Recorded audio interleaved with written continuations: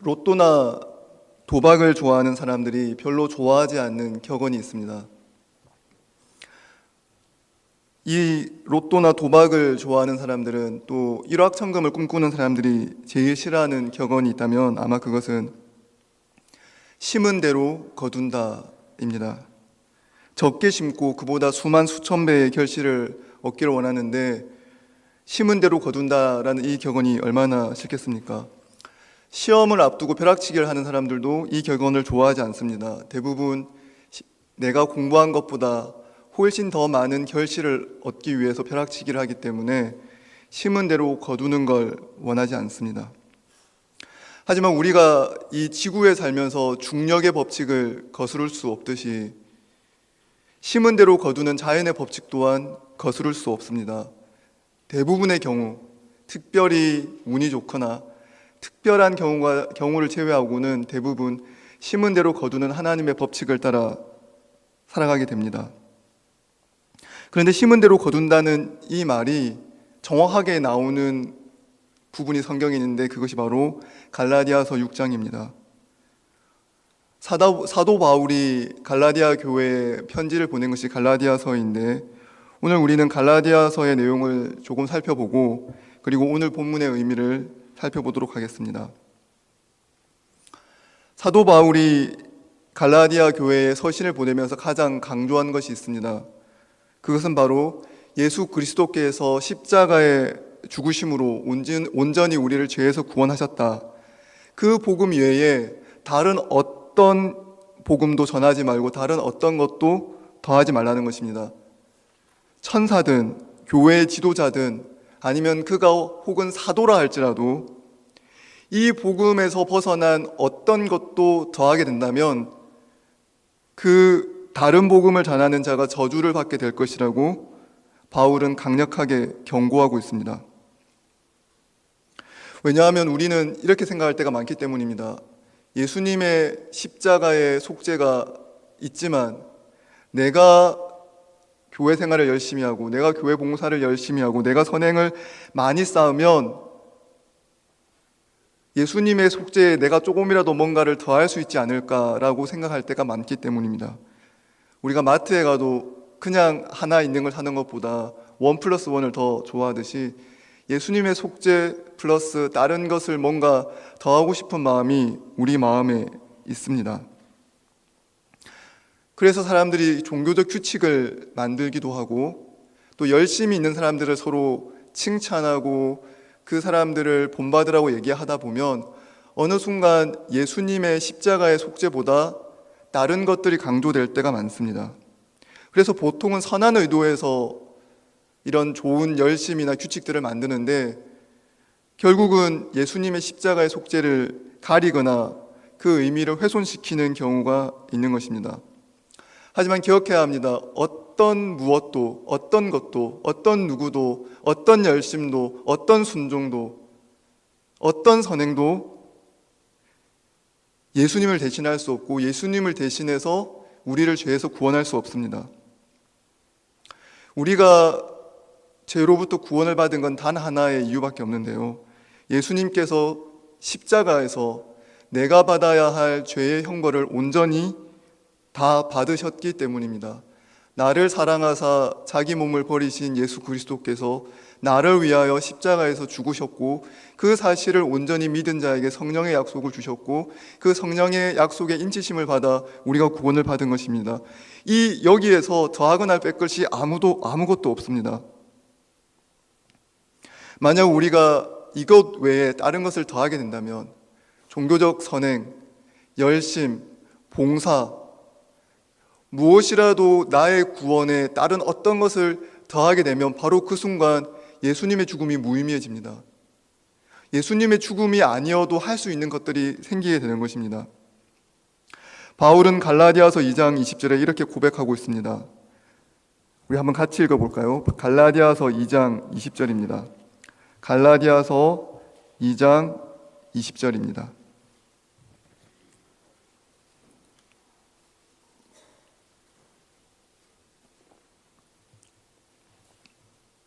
함께 읽겠습니다.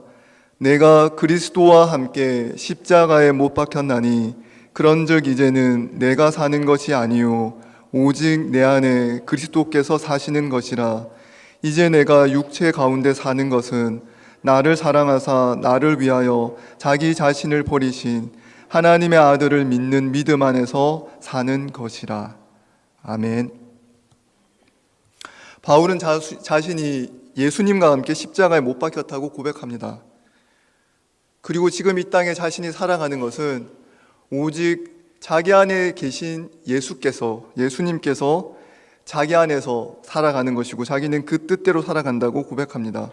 그리고 여기서 중요한 것이 있는데 바울은 예수님이 보여주신 그 사랑에 대해서 고백합니다.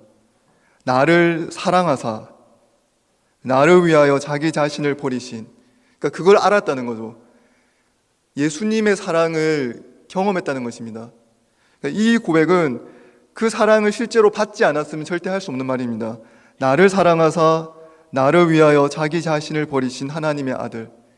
이 말은 내가 그만한 사랑을 받지 못했으면 결코 할 수 없죠. 사랑을 받아보았기 때문에 예수님께서 나를 죽기까지 사랑했고 나를 위해서 자기 자신을 버리셨고 십자가에서 죽으셨다라고 고백하는 것입니다.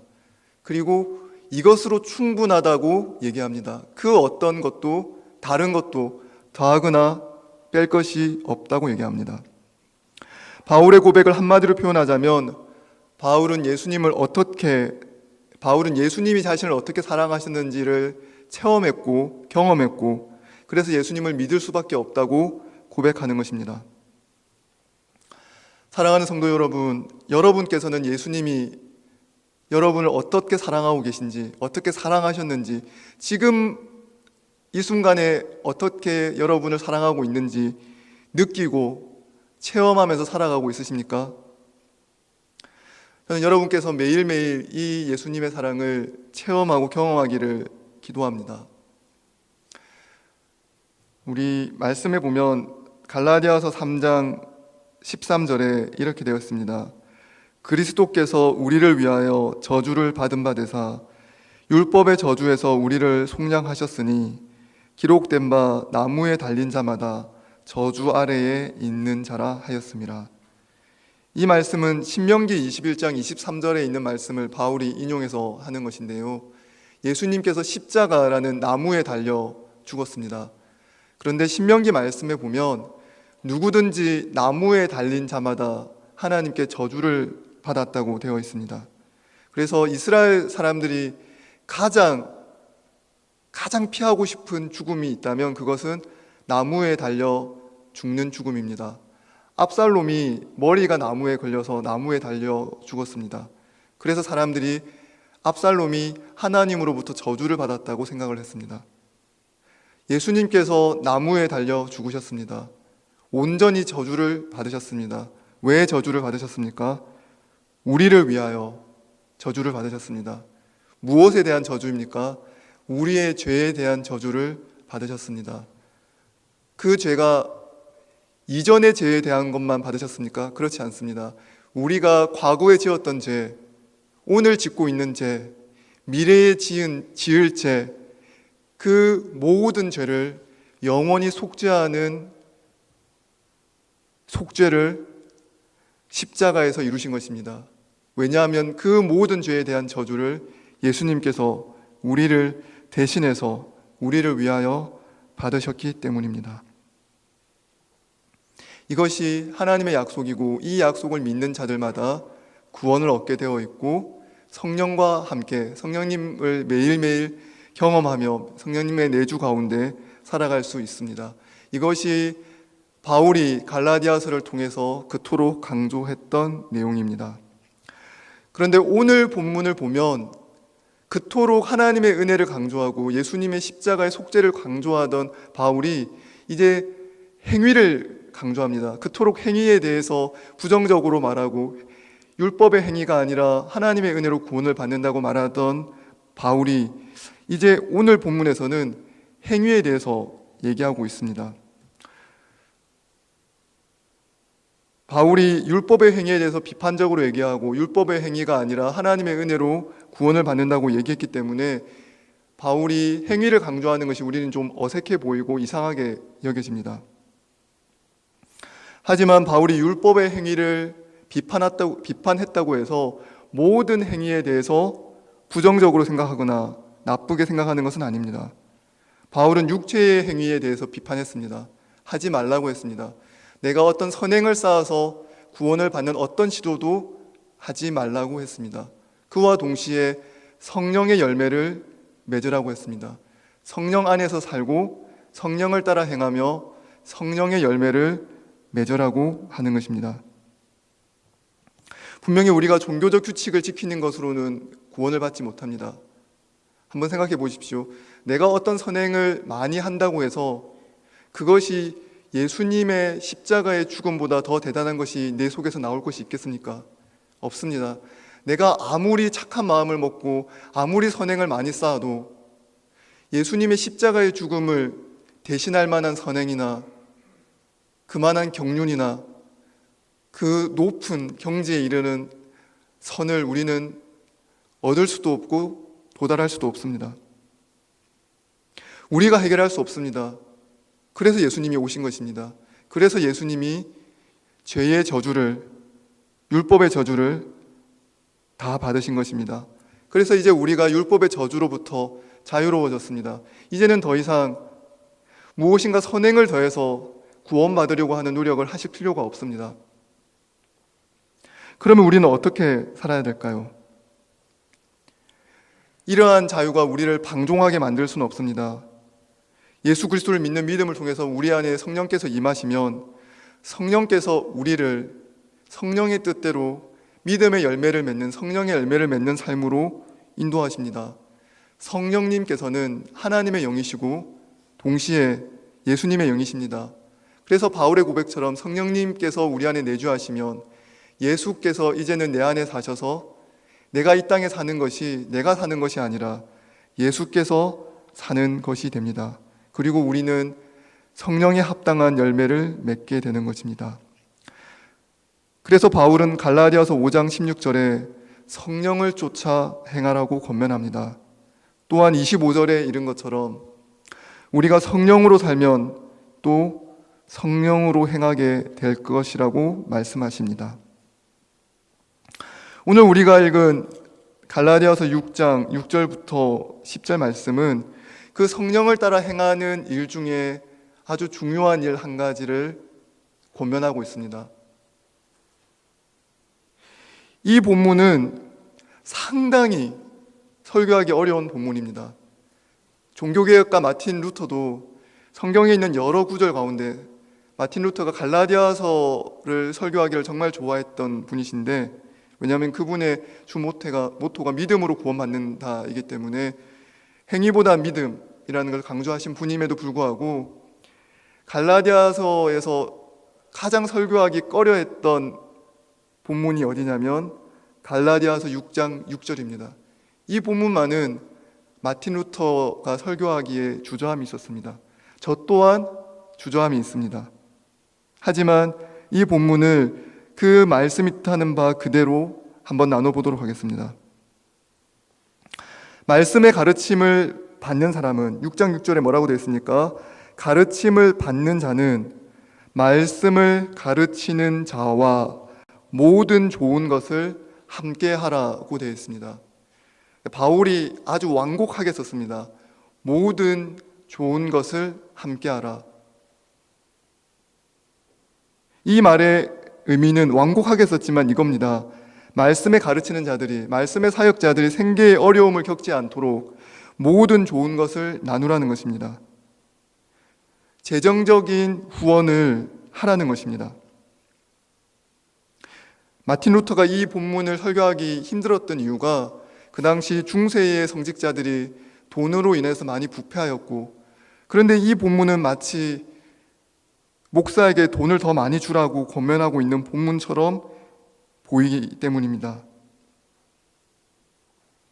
다시 말씀드리면 이 본문은 목사에게 물질적으로 도움을 주라는 본문이 맞습니다.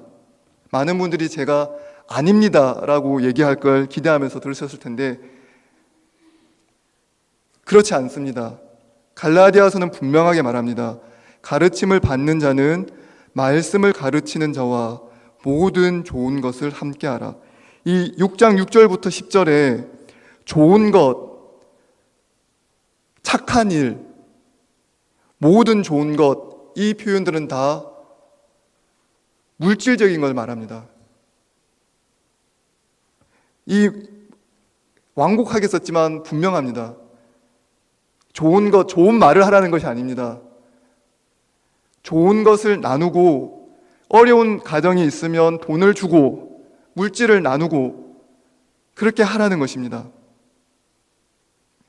목사인 제가 직접적으로 이렇게 설교하는 것이 덕이 되지 않는다고 생각하는 분들이 많이 계실 것입니다. 그래서 루터도 주저했습니다. 하지만 본문은 분명히 그렇게 얘기하고 있습니다. 다른 의미가 전혀 없습니다. 물론 바울은 자기 자신에게 직접 물질적인 후원을 하라고 이 본문을 쓴 것은 아닙니다. 바울은 선교사로서 갈라디아 교회를 세우는데 크게 기여했고, 그리고 자신이 세워놓은 말씀을 가르치는 사역자들이 있었습니다. 그 사람들이 생계에 어려움을 겪지 않도록 재정적으로 책임을 지라는 것입니다. 그렇게 권면하고 있습니다.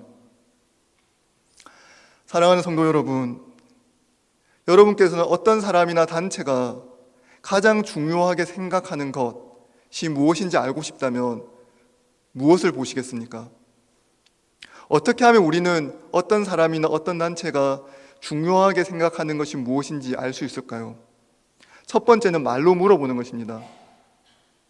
무엇이 가장 중요하십니까? 그러면 그 사람이 대답하겠죠. 그런데 그보다 더 좋은 방법이 있습니다. 그 사람이 가장 중요하게 생각하는 것이 무엇인지 알아보는 더 좋은 방법은 질문하는 것보다 그 사람이 돈을 어디다 쓰는지, 시간을 어디다 쓰는지 보는 것입니다. 돈과 시간만 보면 됩니다. 돈과 시간만 보면 그 사람이 가장 중요하게 생각하는 것, 그 단체가 제일 중요하게 생각하는 것을 알 수 있습니다. 구제와 선교를 가장 중요하게 생각하는 교회가 있는데, 그 교회가 선교하는데, 구제하는데 재정을 거의 사용하지 않는다면 우리는 그 교회가 정말 구제와 선교를 중요하게 생각하는 교회라고 믿지 않을 것입니다. 또 어떤 사람이 나는 가족을 정말 소중하게 생각해서 가족과 함께 시간을 보내는 것을 누구보다 소중히 여긴다, 무엇보다 소중히 여긴다고 말하면서 여행 경비 쓰는 것을 아까워서 몇 년 동안 한 번도 여행도 하지 않고 어떤 시간도 내지 않았다면 여러분께서는 그 사람이 나는 가족을 정말 사랑하고 가족과 함께하는 여행을 제일 중요하게 생각한다는 말을 믿을 수 있으시겠습니까? 그런데 우리는 그렇습니다. 우리는 중요하게 생각한다고 우리가 생각하는 것과 우리의 행동이 상당 부분 다르게 되어 있습니다. 사람은 기본적으로 부조리합니다. 그러니까 이치에 맞지 않는다는 것입니다. 조리라는 것은 이치에 맞는 것이고 부조리라는 것은 이치에 맞지 않는다는 것이죠. 사람은 생각보다 부조리합니다. 사람은 생각보다 자신의 말과 생각과 그 자기 마음에 자기가 스스로 생각하는 것보다 다르게 그것과는 다르게 행동을 합니다. 근데 우리가 모르는 것이죠. 그래서 바울이 이와 같은 행동을 규정하고 있습니다. 뭐라고 얘기하냐면 7절에 스스로 속이지 말라. 하나님은 업신여김을 받지 아니하시나니 사람이 무엇으로 심든지 그대로 거두리라. 우리는 스스로 잘하고 있다고, 또 본인 스스로는 성령을 따라서 행한다고 믿고 있지만 사실은 자기 자신도 속을 수 있습니다. 스스로 자기 자신을 속일 수 있습니다. 하나님의 말씀을 중요하게 생각하는 교회라면 하나님의 말씀을 바르게 가르치는 그 사역을 중요하게 생각해야 합니다. 그렇다면 그 말씀을 가르치는 사람을 소중히 여기고 그 사람들이 말씀 사역에 전념할 수 있도록 도움을 주어야 합니다. 하나님은 결코 속일 수거나 우리가 업신여길 수 있는 대상이 아닙니다. 하나님께서는 우리가 무엇을 심고 있는지 정확하게 알고 계시고 그리고 심은 대로 거두게 하십니다.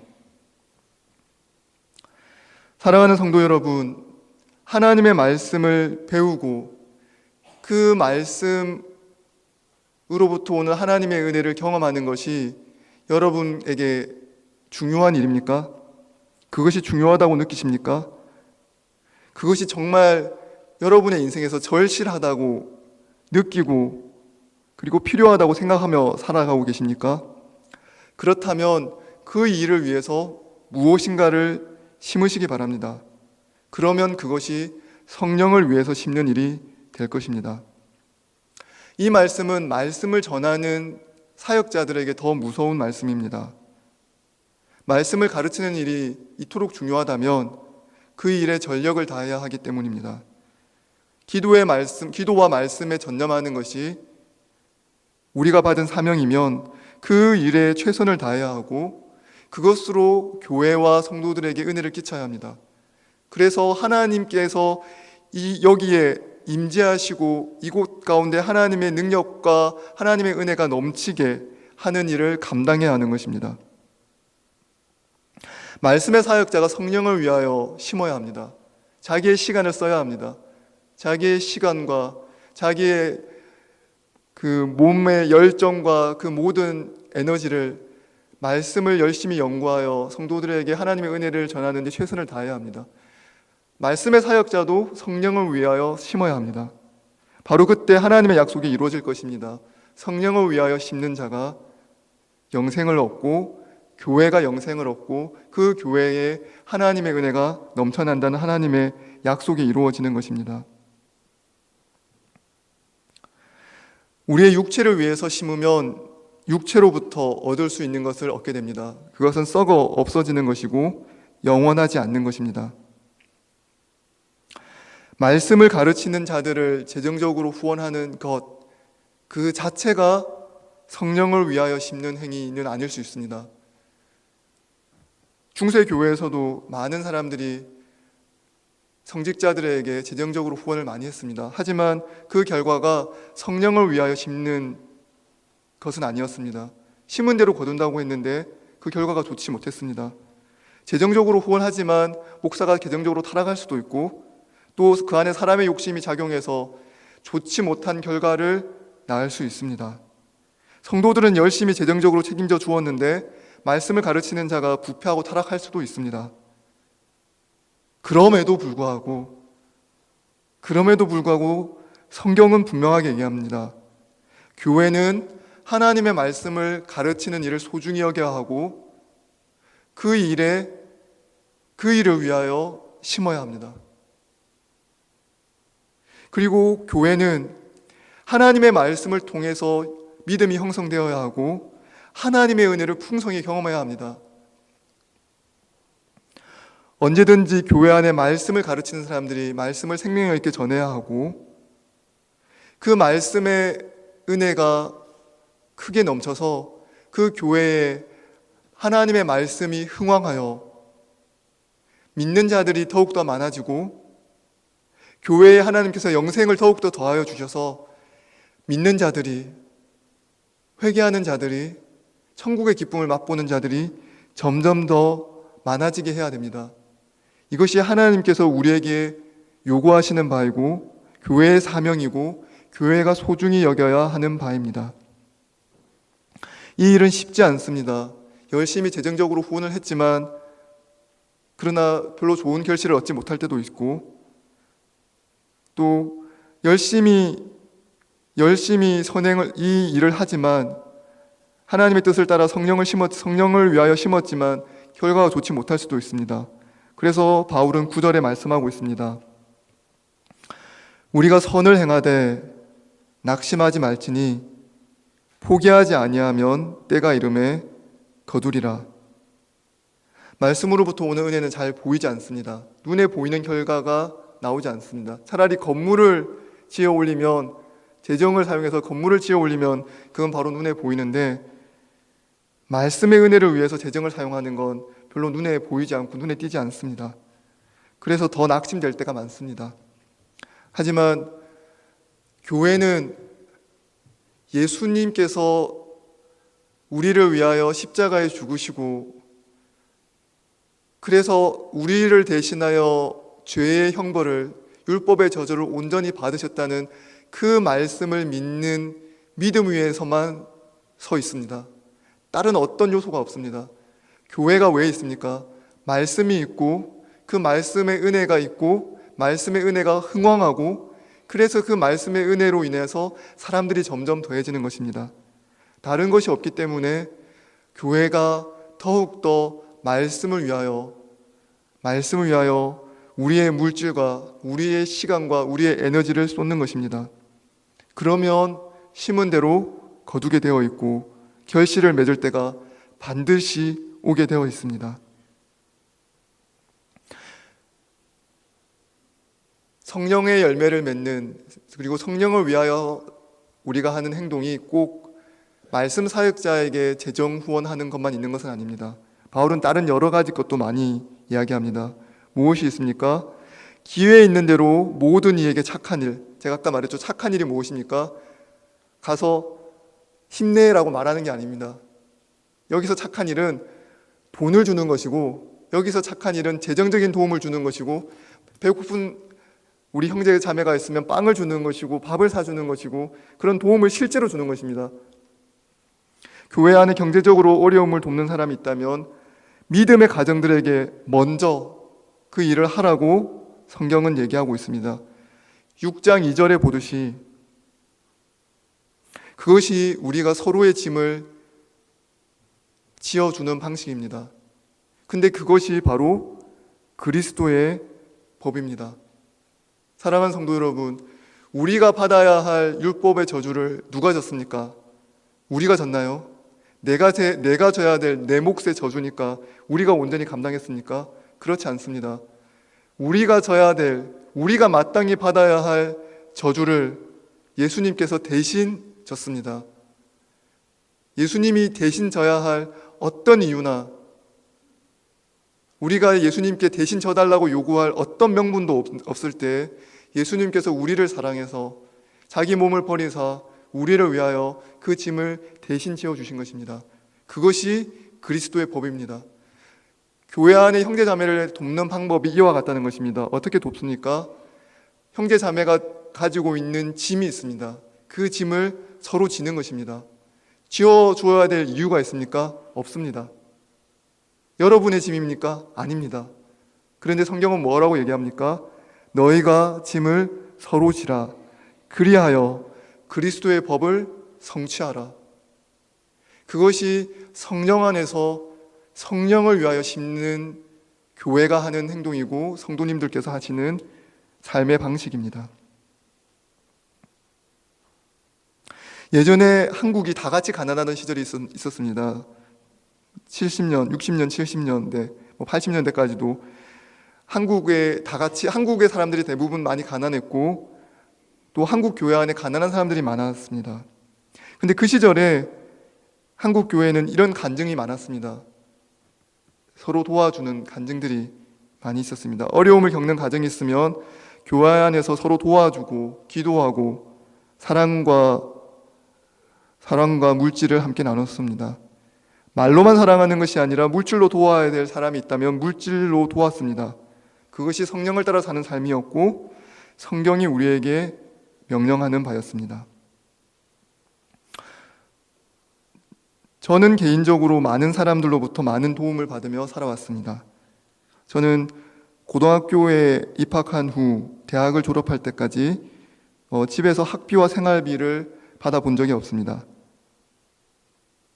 그 시절 저를 도와주셨던 교회 집사님, 권사님, 장로님들의 사랑을 제가 잊을 수 없습니다.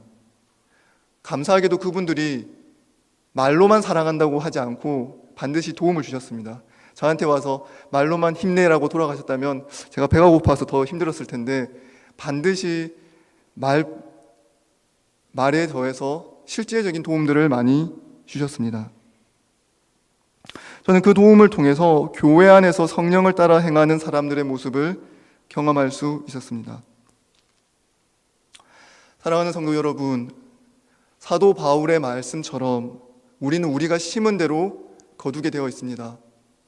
그것이 하나님의 법칙입니다. 육체를 따라 사는 사람은 썩어질 것을 거두게 될 것입니다. 하지만 우리는 그렇게 살지 않을 것입니다. 성령을 위하여 성령을 따라 여러분의 물질을 심으십시오.